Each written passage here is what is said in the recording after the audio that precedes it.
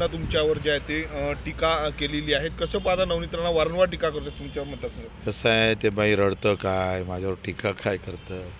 आता त्यांनी आत्मपरीक्षण करणं त्यांच्याकडून जमत नाही आणि दुसऱ्यावर आरोप करणं तुम्ही त्यांनी आधी काही तपासून पाहिलं पाहिजे का रवी राणानं हा गेम का केला, माझा विरोध करण्याचं कारण काय, मला निवडणूक समोर असताना अशा सगळा विरोध वाढण्याचं कारण काय. हे नवनीतजी राणा तितक्या प्रगल्भ आहे.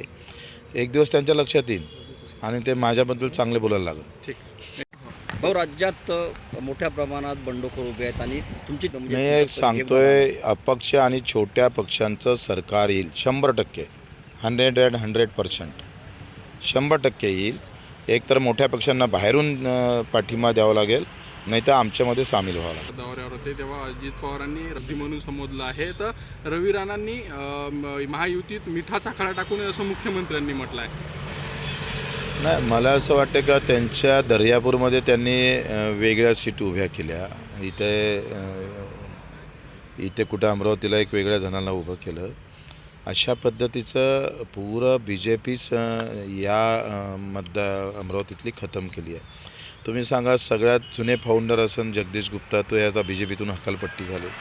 तुषार भारतीची हकालपट्टी झाली.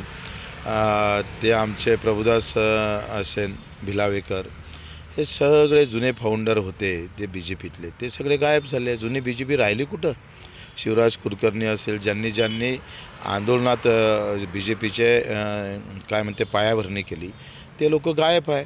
आणि काल परवा राष्ट्रवादी काँग्रेसच्या पाठिंबावर येणाऱ्या नवनीत राणा आता BJPचा झेंडा घेऊन अमरावतीत फिरत असेल. बोंडे अपक्ष होता, स्वतः विधानसभेत पडला आणि तो राज्यसभेवर पाठवला. याचा अर्थ का BJPच्या कार्यकर्त्यामध्ये प्रचंड असंतोष आहे का ज्यांची कवडीची लायकी नाही ते आज महत्त्वाच्या पदावर आहे. ज्यांनी खास्ता घातल्या, त्यांनी गुन्हे दाखल झाले, ते मात्र आज आम्ही पाहतोय रोज त्यांच्या घरी दारिद्र्य आहे, प्रचंड त्यांचा मानसिक संताप आहे. आणि राणा परिवारानं इथं व्यवस्थित BJP खतम करून युवा स्वाभिमान मोठा करण्याचा व्यवस्थित प्रयत्न आहे. ते BJPच्या लक्षात येत नाही, हाच मोठी खरं तर दुर्दैव आहे. महाविकास आघाडी आहे, दुसरीकडे महायुती आहे, एकीकडे तुमची तिसरी आघाडी आहे. कसा तुमच्या तिसऱ्या आघाडी प्रतिसाद आहे, काय सांगणार? मी आता किमान आम्ही 40 केले होते, पण त्यातले 20-25 खूप चांगल्या स्थितीत आहे. 1, 2, 3 अशा त्याच्यामध्ये आता आखरी तो रिझल्ट आहे. आणि मला असं वाटतं की आम्ही त्यात 20 ते 25मध्ये आम्ही खूप पॉझिटिव्ह राहू. चांगल्या पद्धतीचं एकंदरीत वातावरण आहे आणि मोठ्या सभा होत आहे.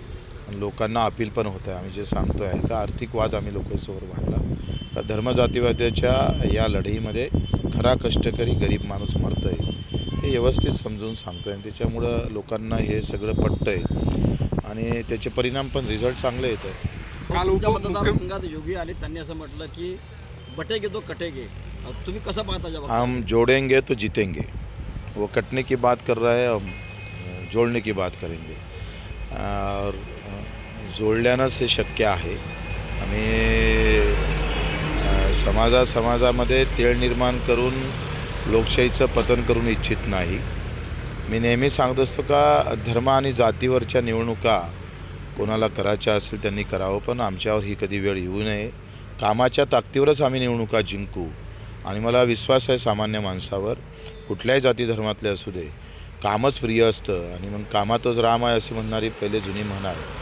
लोक आम्हाला कामा पाहूनच निवडून देणार आहे. भाऊ, काल रवी राणांच्या बोलण्यामुळे नवनीत राणा पडल्या आणि ह्या मेसेज मी फडणवीसांना देणार, तुम्ही वारंवार तसा उल्लेख सुद्धा करतो. मला असं वाटतं का फडणवीसना हे सगळं माहीत आहे, पण फडणवीस राणाशिवाय कुठं जाणार नाही. त्यांचं फडणवीसचं नवनीत राणा किंवा रवी राणाची जे मैत्री आहे ते खूप घट्ट आहे आणि फडणवीस साहेबांवर अजितदादांना सांगून काही फायदा होणार नाही.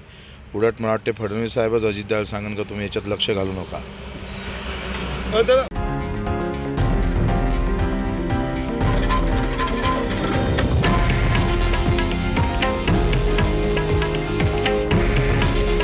हे आहे देशातील नंबर 1 न्यूज नेटवर्क आणि आपण पाहत आहात TV9 मराठी. काळजी तुमची, हित महाराष्ट्राचं.